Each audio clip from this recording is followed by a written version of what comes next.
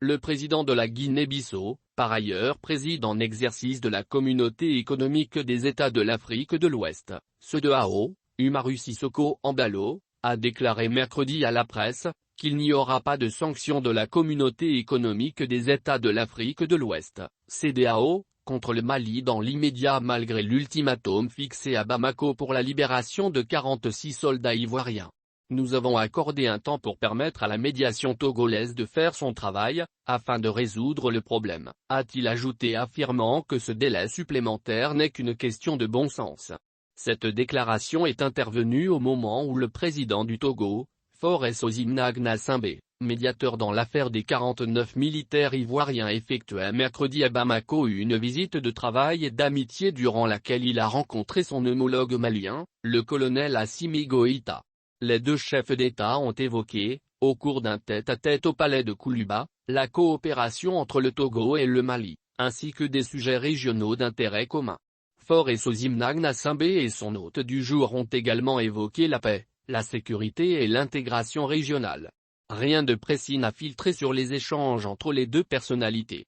À sa sortie d'audience avec le président de la transition, Faure Gnassingbé a déclaré à la presse « Je reviendrai au Mali pour une déclaration ». Il s'est par la suite contenté d'indiquer sur son compte Twitter « Je remercie le colonel Assimi Goïta, président de la transition et le peuple malien pour l'accueil chaleureux reçu ce jour à Bamako ». Cette visite de 24 heures est intervenue après la condamnation le 30 décembre dernier à 20 ans de réclusion criminelle de 46 soldats ivoiriens et à la peine de mort pour les 3 femmes soldates libérées par la justice malienne pour des raisons humanitaires.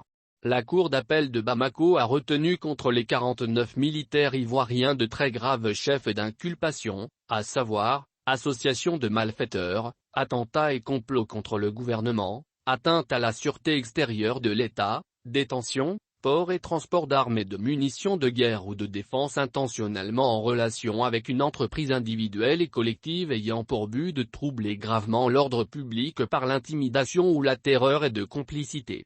Le chef de l'État ivoirien, Alassane Ouattara, a assuré que les 46 soldats condamnés à 20 ans de réclusion criminelle regagneront bientôt le sol ivoirien, dans son message à la nation, à l'occasion du Nouvel An.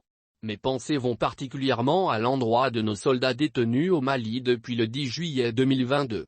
Grâce aux actions diplomatiques entreprises avec l'appui de dirigeants de plusieurs pays amis, notamment le président de la République togolaise, son Excellence M. Faure Gnassingbé, 3 soldats femmes ont été libérés en septembre dernier. Les 46 autres soldats regagneront bientôt le sol ivoirien, a déclaré Ouattara.